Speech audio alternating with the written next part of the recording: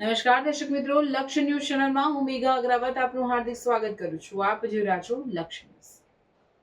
આજરોજ તારીખ 20/3/2024 ના રોજ ભાજણા પ્રાથમિક શાળામાં બાળકોને તિથિ ભોજન આપવામાં આવ્યું.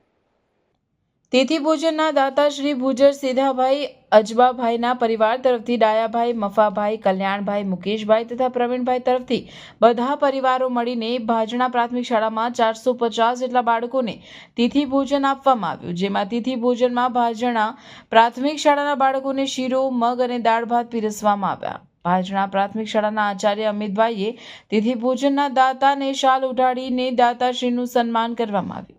સમાધિ સરકાર તેમના ભંડાર ભર્યા રાખે એવી આ શાળા પરિવાર તરફથી શિક્ષક મિત્રો દ્વારા શુભકામના આપવામાં આવી. રિપોર્ટર અરવિંદ રણા, ધાનેરા.